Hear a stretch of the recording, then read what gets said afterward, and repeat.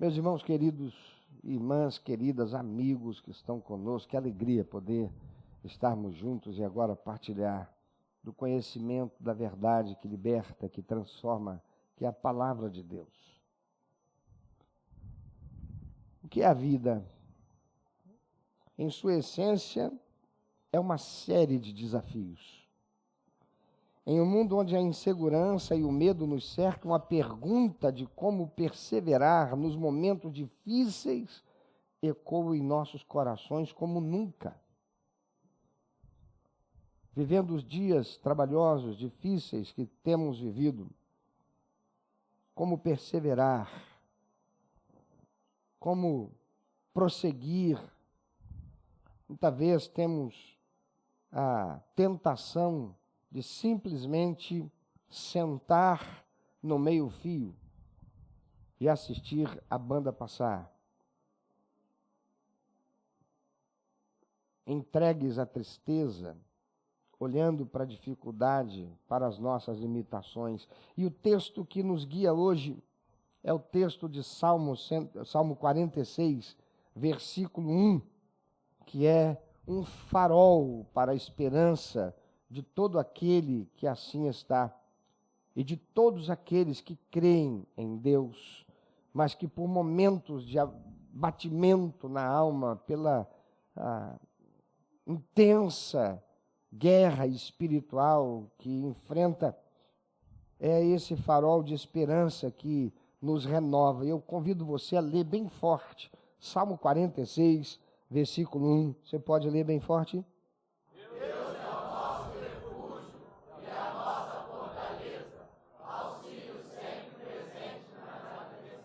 Você pode ler mais uma vez pensando, mas pensando e lendo o que você está lendo. Vá lá. Deus é o nosso refúgio. Não leia assim, Deus é o meu refúgio. Vamos lá. Deus é o meu refúgio e a minha fortaleza, auxílio sempre presente na adversidade. Quase sempre quando nós aplicamos a forma genérica, de certo modo nós não nos vemos inseridos. Deus é o nosso refúgio, não há nenhuma dificuldade em ler. Deus é o meu refúgio, a minha fortaleza, auxílio presente na adversidade. O que faz a diferença disso é o quanto de verdade eu acredito nisso. Porque muitos dizemos que a Bíblia é a palavra de Deus, mas se ela é a palavra de Deus, ela deve ser creditada. Devo dar crédito, devo me entregar sem reservas àquilo que ela diz. Dos princípios e valores que estão ali estabelecidos por Deus para me dirigir a um viver de paz, de equilíbrio, de satisfação, de realização. Há uma afirmação que nos acompanha e diz: não importa o que esteja acontecendo na sua vida, Deus estará ao teu lado se você não desistir dele. É uma verdade que à primeira vista parece simples, mas guarda uma profundidade que a nossa alma e a nossa mente precisam entender. O auxílio de Deus, amados, não é uma barganha. Ele não estará conosco porque perseveramos. Nós perseveramos porque Ele está conosco. Não é o inverso, como muitos têm lido e muitos têm entendido. Ele não está comigo porque eu persevero. Eu só persevero porque eu creio que Ele está comigo. Se eu não creio que Ele está comigo, eu me entrego. Se eu não creio que Ele está presente, se eu não creio que a sua palavra, que a sua promessa é a verdade para a minha vida, então as adversidades, os problemas, as crises, a enfermidade, as impossibilidades, elas simplesmente me destruirão, me abaterão. Mas se eu creio, eu persevero porque Ele está comigo. Aleluia. A nossa perseverança, amados, não é a condição da presença do Senhor, mas a resposta da nossa fé à sua presença inabalável. Quando a vida se torna uma adversidade, nosso corpo e nossa mente reagem de forma instintiva. Em momentos de estresse, há um componentezinho do nosso cérebro chamado amígdala, uma parte do nosso cérebro que compõe o sistema límbico, responsável pelas emoções e pela memória, dispara o alarme. Nosso corpo, então, entra no modo de luta ou fuga, e nessa condição, o raciocínio lógico, que está localizado no nosso córtex pré-frontal, é enfraquecido e nós somos dominados pelo medo, pela ansiedade, pela desesperança. É uma experiência profunda e instintiva que nos faz sentir completamente desamparados, como se fôssemos incapazes de dar mais um passo. Sabe quem é que passou por isso? O profeta Elias. É exatamente neste ponto que a palavra de Deus se torna o nosso maior auxílio. O salmista nos diz neste salmo que Deus é o quê? O nosso refúgio e fortaleza. A palavra refúgio no hebraico aponta para um lugar seguro, para uma fortaleza. Quem está dentro da fortaleza se sente seguro. É uma defesa inabalável. Deus não nos promete a ausência de tempestades, amados, mas a certeza de que temos um lugar seguro para correr quando a tempestade chega. Eu me lembro de minha mãe, eu pequenininho, minha irmã Cláudia pequenininha. A nossa irmã caçula ainda não estava conosco, morando em Italva, numa casa sem energia elétrica. E quando vinha as tempestades de verão, meu amado, tempestade de verão em Italva, no noroeste fluminense, era um negócio para se ter medo.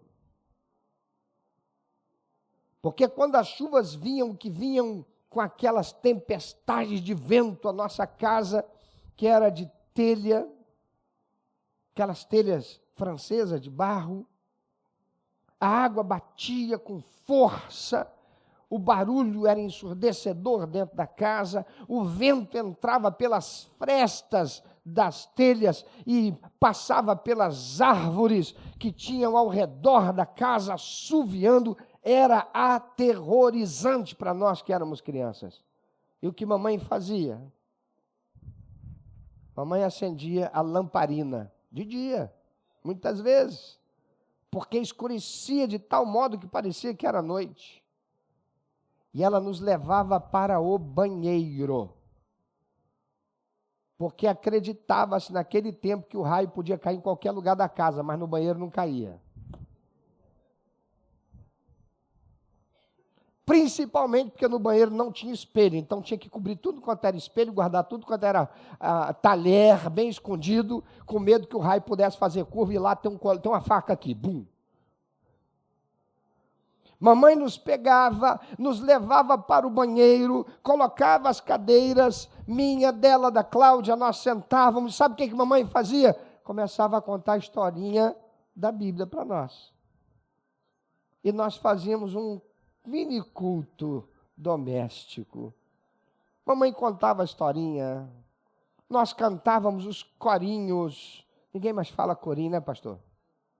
Corinhos são aqueles cânticos pequenos, com Cristo no barco tudo vai muito bem, e passa o temporal, e o temporal está caindo pesado do lado de fora. Parecia que tinha derrubado tudo para cair dentro da gente.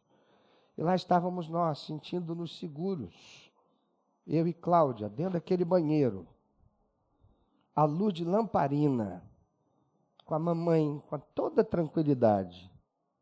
Pelo menos ela passava para a gente, cantando corinhos, contando história da palavra de Deus, nos levando a orar, e ficávamos ali por um bom tempo, e se demorasse demais, nós acabávamos caindo no sono, e ela forrava o chão para nós, colocava o colchão, E a gente apagava e dormia ali mesmo, sem nem se importar com o que estava acontecendo lá de fora, porque a gente simplesmente se sentia seguro. Amados, Deus nos promete não a ausência de tempestades, mas a certeza de que nós temos lugar seguro para correr quando a tempestade chega.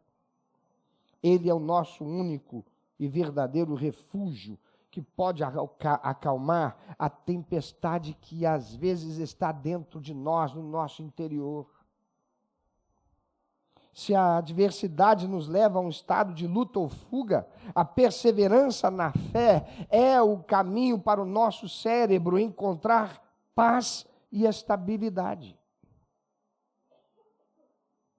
A psicanálise nos ensina que a resiliência não é uma característica natural, ou seja, não nasce conosco, mas é uma habilidade que é construída. Você pode construir a habilidade chamada resiliência, a capacidade de, enfrentando a adversidade, passar por ela. A neurociência, por sua vez, demonstra que a nossa mente ela é maleável, nosso cérebro ele é maleável. Há um fenômeno chamado, ou conhecido e chamado de neuroplasticidade, que é a capacidade do cérebro de se adaptar e mudar para encontrar caminhos neurais que venham solucionar limitações traumáticas. Por exemplo, imagina alguém que passou por um AVC, parte do cérebro dela está comprometendo alguma área, talvez motora do corpo, mas o cérebro, nessa neuroplasticidade, os neurônios vão encontrando caminhos de se comunicarem com aquela área nervosa, e daqui a pouco a pessoa está tendo os seus movimentos restabelecidos. Mas por quê? Porque ela está sendo levada à necessidade de exercitar aquela área que para ela está morta. E porque a ciência descobriu isso, está por aí usando os exercícios físicos da fisioterapia para provocar o cérebro ao desenvolvimento dessa neuroplasticidade, para então encontrar caminhos que levem novamente esta área do corpo a receber os estímulos elétricos que necessita. Amados, isto é coisa feita por Deus para o nosso bem-estar. A cada vez que nós escolhemos conscientemente confiar em Deus, em vez de ceder ao pânico, nós estamos ativamente fortalecendo novos circuitos neurais. Deixa eu dizer uma coisa: nenhum fármaco, nenhuma droga que nós chamamos remédio, nenhum psicotrópico, nenhuma medicação que é receitada por um psiquiatra resolve um problema da alma. Não resolve a ansiedade, não resolve a depressão, não resolve a síndrome do pânico. Então, para que serve o medicamento? O medicamento serve para provocar o nosso cérebro a dar uma segurada nas tensões, falando aqui de forma bem simples. Porque nós perdemos o controle das nossas emoções. Tem cortisol demais sendo jogado no corpo por muito estresse. Então é preciso dar uma parada nessa produção, colocar esse relógio que está adiantado demais ou atrasado demais, para ir ajustando, para dar condições a que o cérebro possa exercer o raciocínio coerente. E por que é que a psiquiatria hoje trabalha tão ligadinho com a psicanálise? E por que é que a ciência médica hoje, e a maioria dos médicos, eu digo maioria porque ainda há alguns ignorantes, fundamentalistas, que não aceitam isto, mas isto hoje já é pacificado.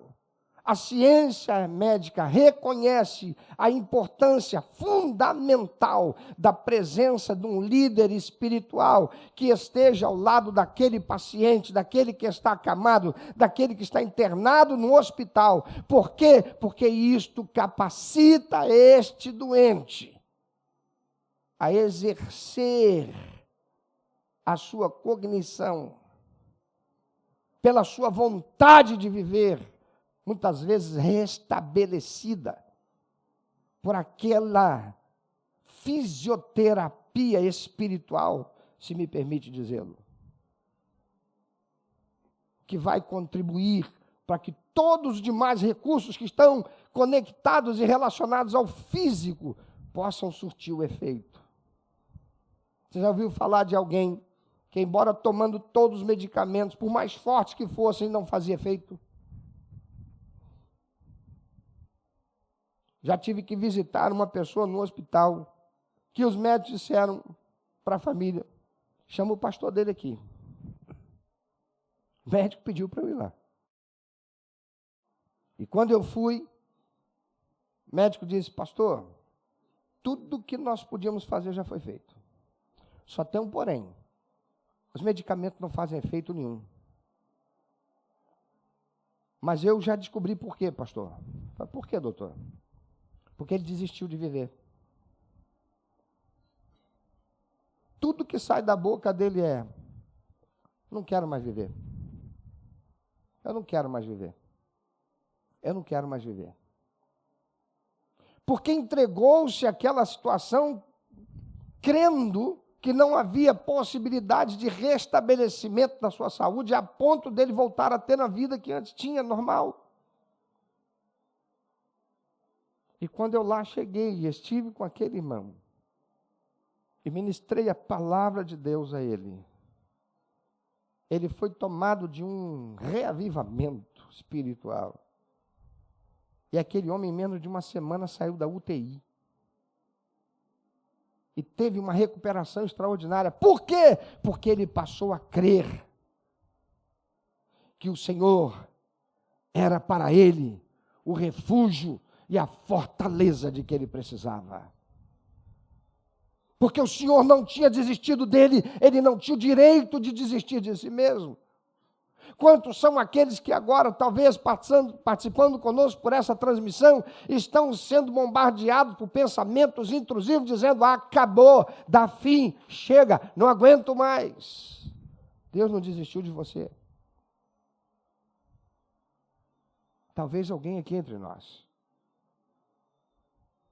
Amados, a cada vez que escolhemos conscientemente confiar em Deus, em vez de ceder ao pânico, à ansiedade, aos pensamentos intrusivos, nós estamos ativamente fortalecendo os nossos circuitos neurais. E para isto, muitas vezes, nós temos que usar de certos recursos que nos estão ao alcance da mão. Você quer ver? Se você tiver uma crise de ansiedade, vai na sua geladeira, pega umas pedras de gelo e coloca na tua mão e fica segurando. Sabe o que vai acontecer com aqueles pensamentos intrusivos todinho? Por quê? Porque você vai colocar o foco da sua atenção, não mais nos pensamentos intrusivos, mas no gelo que está começando a provocar uma sensação de queima na sua mão. E é isto que acontece quando eu e você, passando por um momento de adversidade, nós nos voltamos para a palavra de Deus, que é lâmpada para o nosso pé, é luz para o nosso caminho, e nos lembra que o Senhor é o nosso refúgio e a nossa fortaleza. Então, fazendo isso, estaremos ativando, fortalecendo os nossos circuitos neurais. Amados, cada oração de súplica em meio à dor, cada versículo meditado, quando a dúvida nos cerca, cada ato de louvor, apesar das circunstâncias, é como uma repetição em uma academia cerebral. Você está fazendo uma ginástica cerebral. Você já ouviu certamente a frase que diz que uma mentira muitas vezes repetida se torna o quê? É isso que Satanás faz. São seres espirituais que estão aqui do lado de fora repetindo: eu não presto, eu não dou para nada, não adianta, nada que eu faço dá certo, o melhor que eu posso fazer é acabar com isso, eu sou um peso para minha família. E se você não resistir a isto, isso não para. Mas a palavra do Senhor diz: resista ao diabo. Quem é o diabo? É o enganador, é o acusador, é o mentiroso, é o sedutor para a corrupção, aquele que quer nos levar à morte. Mas cada oração de súplica em meio à dor, cada versículo meditado quando a dúvida nos cerca, cada ato de louvor, apesar das circunstâncias, é como uma repetição nessa academia cerebral. Então, o que estaremos fazendo é fortalecendo as conexões que nos levam a confiar em Deus, diminuindo o poder do medo sobre as nossas vidas. Agora, imagina se a gente toma uma dose disso todos os dias, abrindo as páginas da Bíblia Sagrada e absorvendo a verdade eterna do Senhor, fortalecendo o nosso espírito, a nossa alma. Quando a adversidade vier, quando o gigante se fizer presente, nós podemos dizer como o Davizinho. O Davizinho que enquanto lá na obscuridade do campo, tomando conta das ovelhas do seu pai, mantinha comunhão com Deus. Falava com Deus, isolado, separado de todos, em vez de se permitir a pensamentos intrusivos para dizer: eu não valho nada, eu valho menos que os meus irmãos, ninguém gosta de mim, é por isso que eu fico aqui sozinho, só eu que tomo conta dessas ovelhas, enquanto meus irmãos estão fazendo aquilo que é de mais importante. Não. Ele estava lá compondo salmos de louvor ao Senhor, dizendo: o Senhor é a minha rocha, Ele é a minha fortaleza, e nele confiarei. Então, quando ele tem o gigante que se levanta, ele diz: tu vens contra mim com espada e com lança, você tem 3 metros de altura, a ponta da tua lança pesa quase 5 quilos, só isso aí é mais do que a minha cabeça, mas eu vou contra você. Em nome do Senhor dos exércitos de Israel, eu vou contra você, confiando naquele que me deu condição de vencer o urso, de vencer o leão e proteger as ovelhas. Eu sei em quem tenho crido, e eu estou bem certo que Ele é poderoso para me guardar até o final. Pode vir quente que eu estou fervendo. Diferente de Saul, que perdeu a comunhão com o Senhor. Ele que era o rei, ele que chegou a ser revestido de uma unção, que até profecia ele o fez em meio aos demais profetas, a ponto de virar um jargão. Está até Saul entre os profetas, mas ele abandonou, a Bíblia ficou de lado. Ele se tornou o rei, ele se tornou o cara. Ele reuniu todas as 12 tribos, ele agora é o rei de Israel, mas se afastou de Deus. Então, quando veio a batalha, lá estava ele dentro da sua tenda, no meio do seu exército, esperando acreditar e confiar que houvesse algum dentre os seus que fosse suficientemente crente para enfrentar aquele incircunciso Golias, mas não tinha nenhum, porque talvez todos daquele seu exército olhavam para ele e seguiam seu exemplo. Foi preciso vir o Davizinho, aquele que não estava contaminado senão com a verdade eterna da palavra de Deus e da presença do Espírito Santo, para enfrentar o Golias. Amados, estamos fortalecendo as conexões que nos levam a confiar em Deus, diminuindo o poder do medo sobre as nossas vidas, quando nós nos mantemos em comunhão com o Espírito de Deus, através da sua palavra e através da oração. A perseverança não é um sacrifício cego, é uma decisão consciente, é um ato de fé que molda tanto o nosso espírito quanto a nossa mente. É a nossa escolha de viver na realidade de que Deus é o quê? O nosso auxílio sempre presente na hora da angústia. Aleluia. O salmista não diz que Deus será o nosso auxílio. Ele diz que Deus é um auxílio sempre presente na adversidade. Ele já está lá. Quando nós estivermos passando por um problema, por uma crise, por uma adversidade, por uma opressão, o Senhor já está lá. A sua presença não é condicional. A nossa perseverança é a nossa resposta de fé a Ele, nosso auxílio que já nos estendeu a mão. Tudo que nós precisamos fazer é crer e nos submeter à verdade da sua palavra. É por isso que podemos perseverar, porque não estamos lutando sozinhos. Aleluia. A fé não elimina a adversidade, amados, mas nos dá a certeza de que Deus nos sustenta nela. Eu vou repetir, presta atenção. A fé não elimina a adversidade, mas nos dá a certeza de que Deus nos sustenta nela.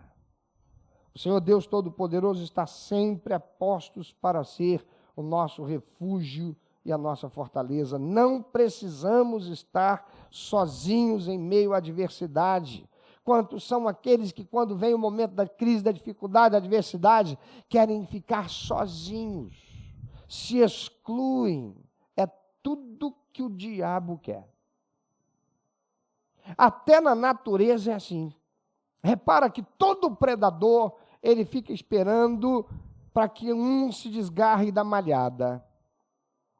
Observa, entra lá no YouTube, vai assistir filmes que mostram lá sobre o mundo animal, lá na savana africana. Falando, por exemplo, dos leões, você vai ver o quê? Eles vão chegando, está lá a manada de zebra, de gnu. O que eles fazem? Sai correndo no meio daquele bando? Não. Sai não. Porque se ele partir direto para o bando, aquele monte, centenas estão ali. Eu imagino o leão chegando e vendo uma centena de gnu lá. Ele com fome, a boca salivando. Eu estou me colocando no lugar do leão agora, irmão. Vocês são tudo gnu. Rapaz, que tentação para partir. Tal, mas vai fazer o quê? Eu vou mirar naquele ali, é a Camila.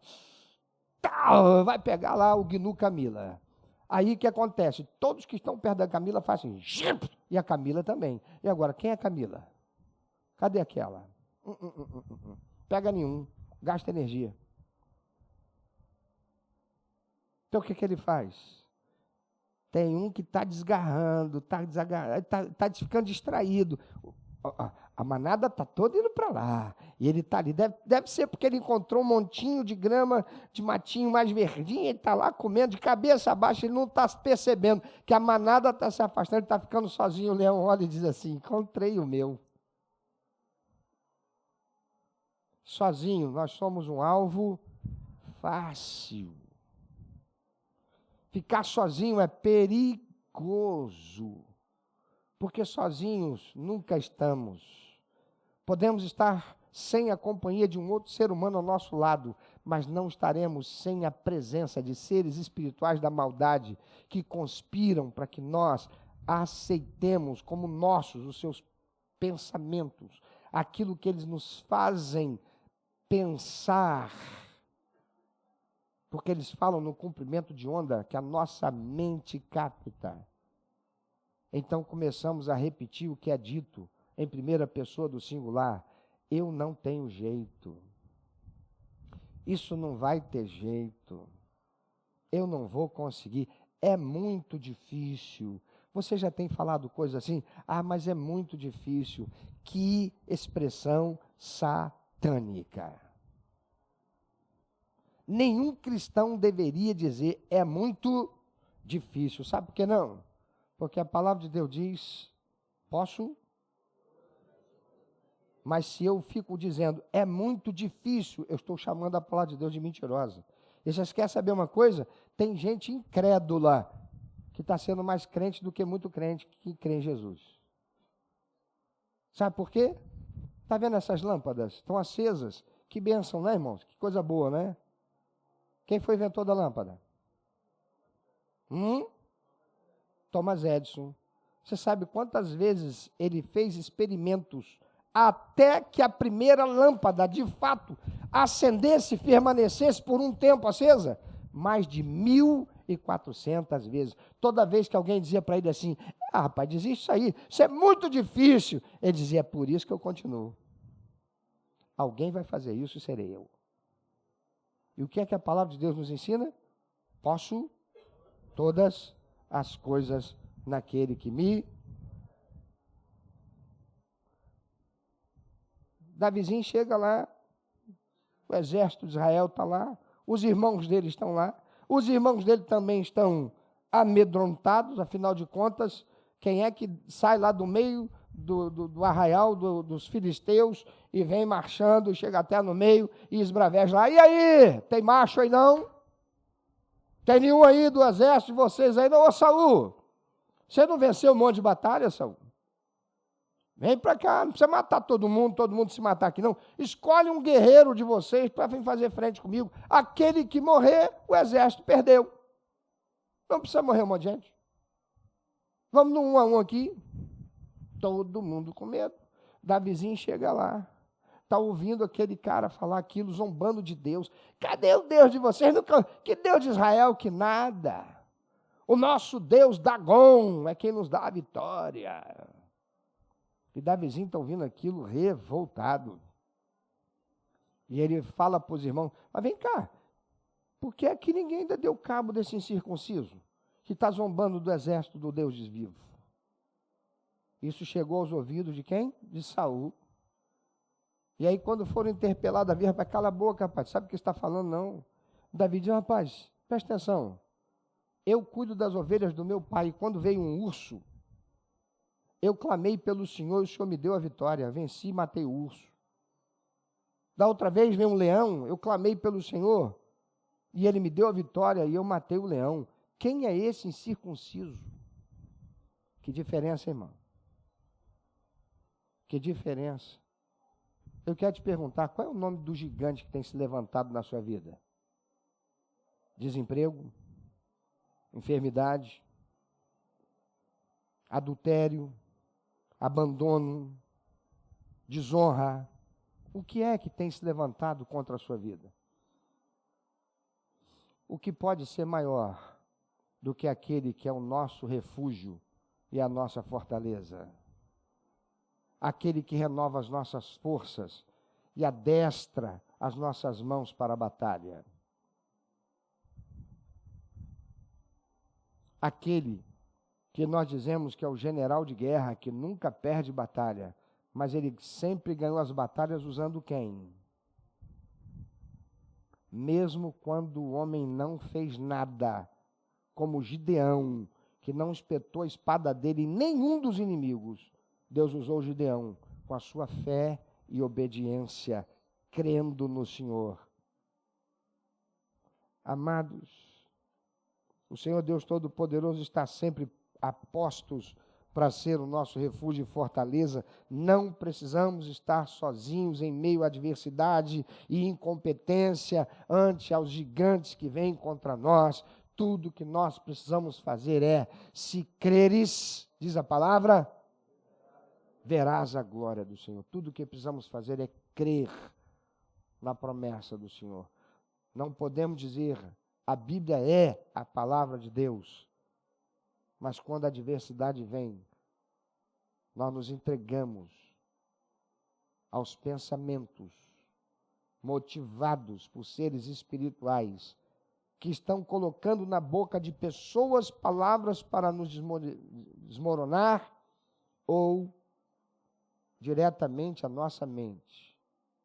Mas somos nós que, como Jesus, com fome, depois de 40 dias e 40 noites de jejum, sai daquele deserto e é tentado, mas ele diz: nem só de pão viverá o homem, mas de toda palavra que procede da boca do Senhor. Eu não tenho parte contigo, Satanás. Nessa noite, quantos precisarão dizer para esse espírito imundo: eu não tenho parte contigo, porque o Senhor é o meu refúgio, Ele é a minha fortaleza, e é nele que eu deponho, que eu coloco, que eu invisto a minha fé, a minha segurança e a minha confiança.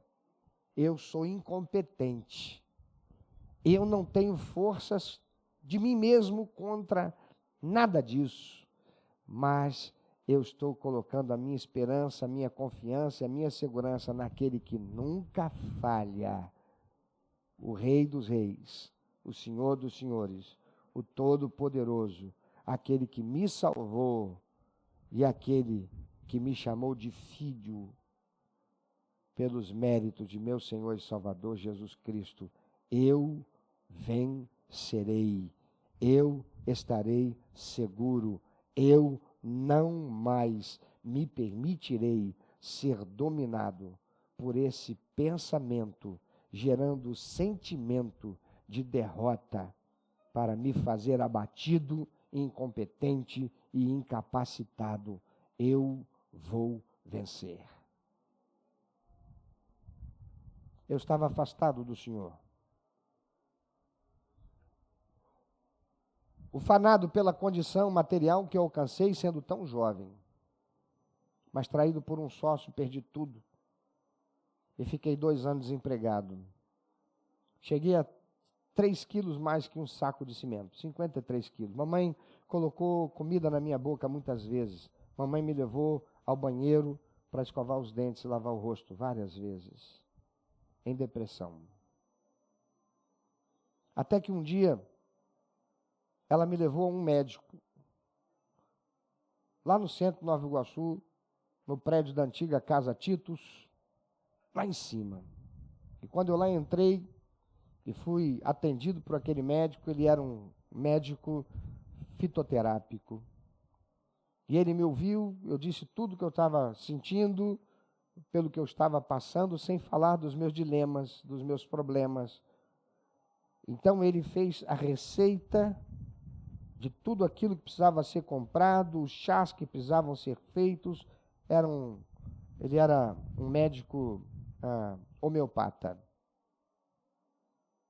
Olhando para trás dele, tinha uma estante e estava cheio de livros de uma determinada corrente espírita,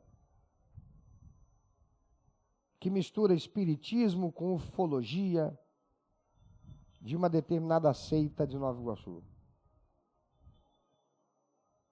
Quando ele terminou de fazer o receituário, a mamãe estava em pé ao meu lado, graças a Deus pela minha mamãe. Virou e disse: doutor, não é nada disso aí não. Sabe o que é, doutor? Aí contou a minha vida para ele. Ele está passando isso porque ele passou por isso, e chegou a isso.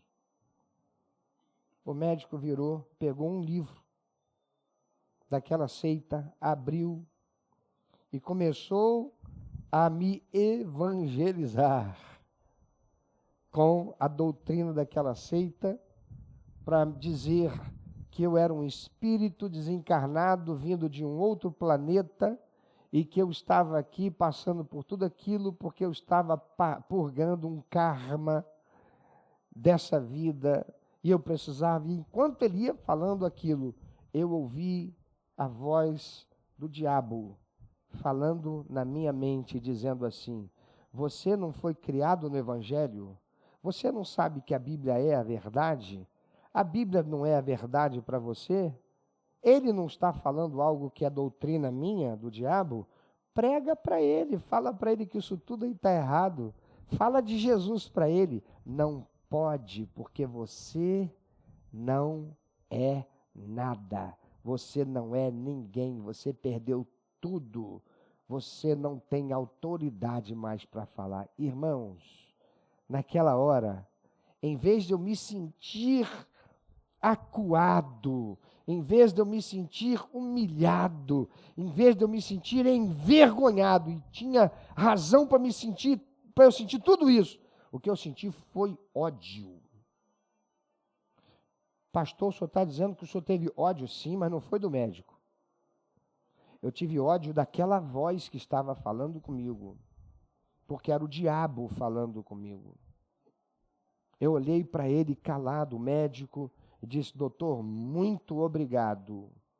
O senhor foi um instrumento de Deus para abençoar a minha vida.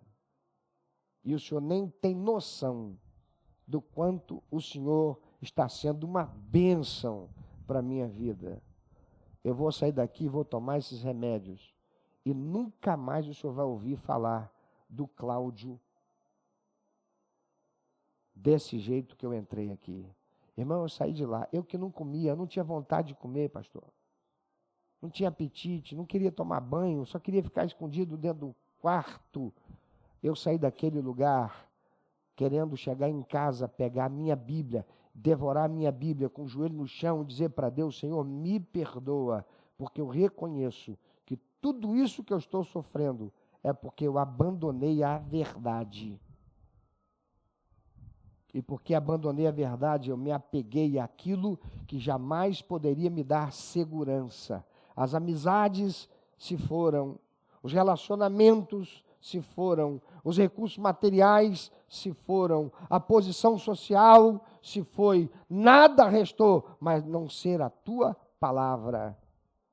E eu comecei a me debruçar na palavra de Deus e a professar a minha fé no Deus Todo-Poderoso, que é gracioso, que é misericordioso, que é justo, que é longânimo, que tem os seus braços abertos para receber todo aquele que nele crê e se rende ao senhorio dele. O seu nome é Jesus Cristo. E se você hoje tomar essa atitude para a sua vida, eu garanto que você vai viver os melhores dias da sua vida, não por causa meramente do meu testemunho, mas por causa da verdade eterna da palavra de Deus, porque Ele é fiel. Aleluia. Você pode fechar os seus olhos e pensar um pouco sobre isso. Coloca a sua vida agora em revista, pelo que você está passando.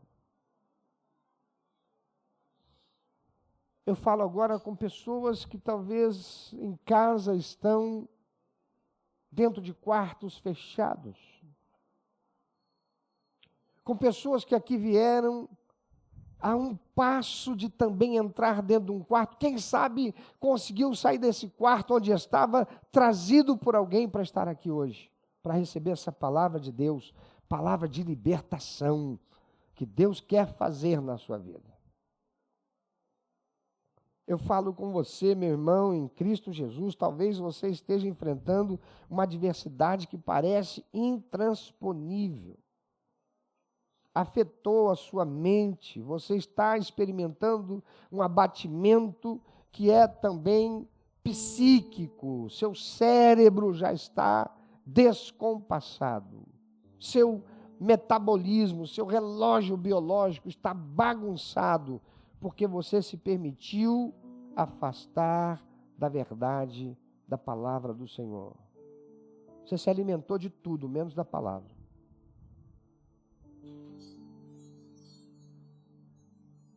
O chamado de Deus para você hoje é um chamado para perseverança, não como um sacrifício, mas como um ato de fé. Para um renovo da sua relação com o Espírito Santo. Lembre-se que você foi justificado e vive em Cristo, e o auxílio dele está presente. Então eu te convido a colocar esse entendimento em prática agora. Faça uma escolha de hoje de perseverar na oração e na leitura da palavra de Deus. Use a sua mente para renovar o seu espírito. Permita que a neuroplasticidade da fé crie novos caminhos na sua vida. Caminhos que te levem cada vez mais perto de Deus.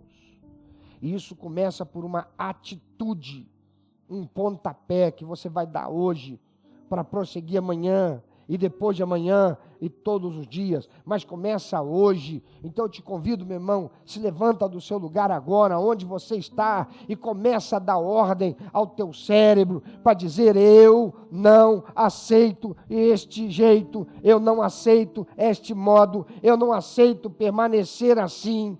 Eu estou até aqui amedrontado, aterrorizado, mas eu hoje renovo a minha mente na verdade eterna da palavra do Senhor, que diz que o Senhor é o meu refúgio, a minha fortaleza, e eu confio nele. A palavra do Senhor que diz: entrega teu caminho ao Senhor, confia nele e ele tudo fará. Eu me aposso dessa verdade da palavra do Senhor e coloco a minha vida no refúgio do Senhor hoje. Começa a falar com Deus. Mas primeiro começa a falar com os seres espirituais da maldade que conspiraram para você estar nessa posição. Começa a dizer: eu não tenho de mim mesmo poder contra você, espírito das trevas. Mas maior é o Senhor que está em mim do que você. Por minha fraqueza, por minha fragilidade, eu vim a esse estado. Você conseguiu me trazer até aqui, mas daqui para frente acabou. Daqui para frente eu renovo a minha comunhão com o Espírito Santo de Deus. Você conseguiu roubar a minha intimidade e a minha comunhão com o Espírito Santo, mas eu hoje recomeço isso. Acabou para você. Eu sei que eu não tenho mais poder do que você em mim mesmo, mas maior é o Senhor que está em mim. Agora, depois disso, começa a falar com o Senhor e diga: Senhor, eu recebo a tua palavra. Começa a fazer como Jesus. Recite a palavra de Deus, tomando posse dela como verdade. Senhor, eu creio na tua palavra. Tua palavra diz: perto está o Senhor daqueles que te invocam.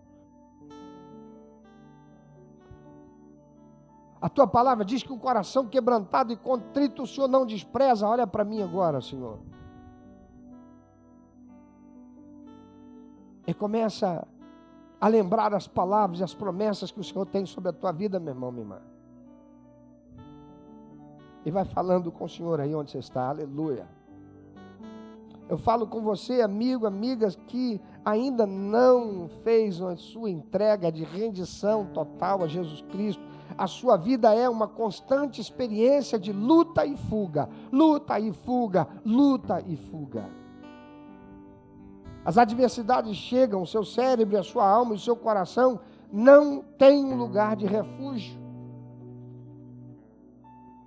Talvez você já esteja até mesmo lutando com esse espírito maldito que quer levar você ao fundo do poço.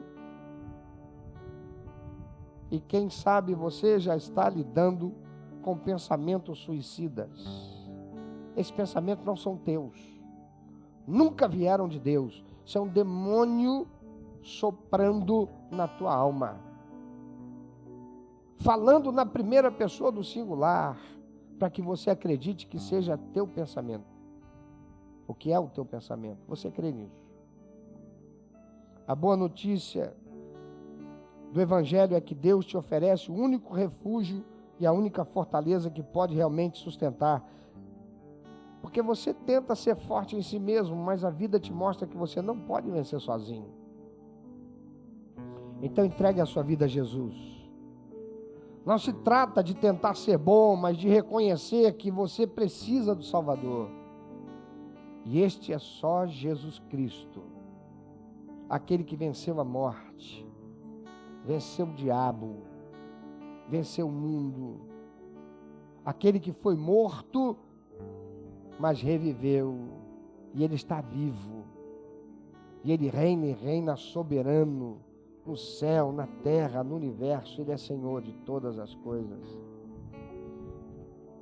Meu amado e amada, a conversão não é apenas uma decisão espiritual, é o ato de ancorar a sua vida em Cristo, o único lugar onde o seu corpo, a sua alma podem encontrar verdadeiro descanso e salvação. Se você quer entregar-se ao Senhor, buscar nele o refúgio para a tua alma, eu convido você também a ficar de pé e eu vou conduzir você numa oração. Assim como esses outros também já estão. Fique em pé. Eu vou conduzir você numa oração. Você está participando conosco pela transmissão. Tem um QR Code aí.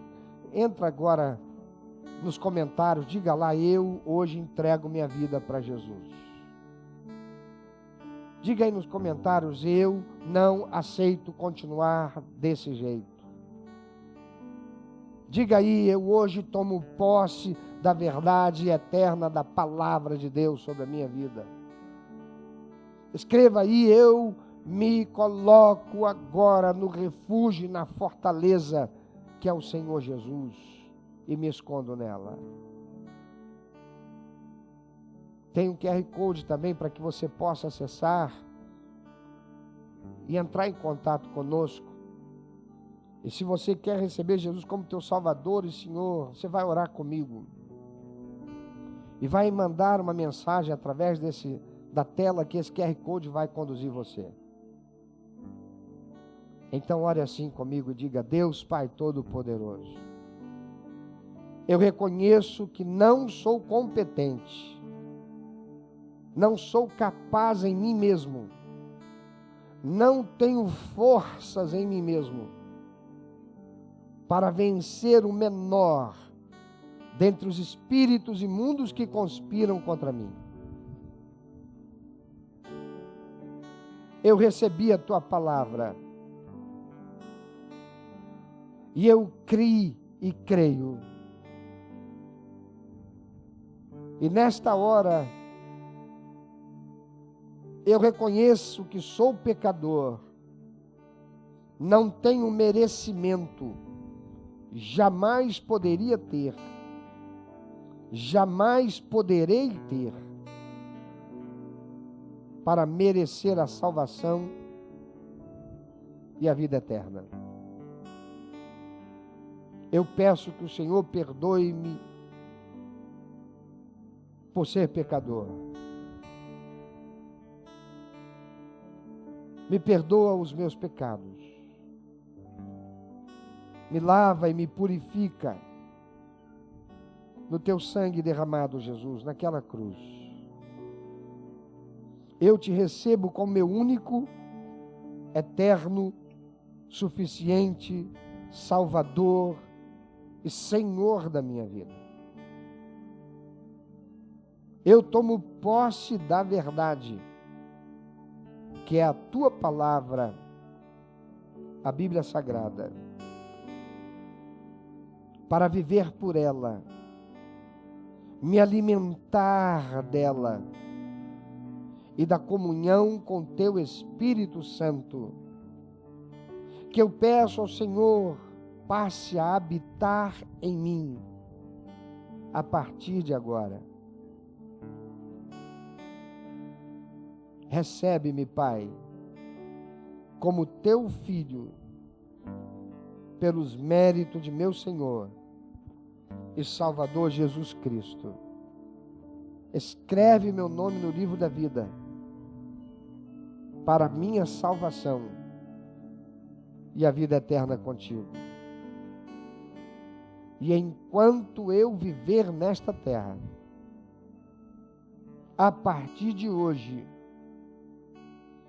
buscarei viver sob os princípios e valores da tua palavra, a Bíblia Sagrada, para ser fortalecido, capacitado, de tal modo a estar pronto, firmado na rocha, que é o Senhor Jesus, para enfrentar toda a adversidade. E se em algum momento ela for maior do que eu sei que poderei contar com o Senhor, que é meu refúgio e é minha fortaleza, e no Senhor confiarei. Muito obrigado, Senhor. Aleluia. Amém. Graças a Deus.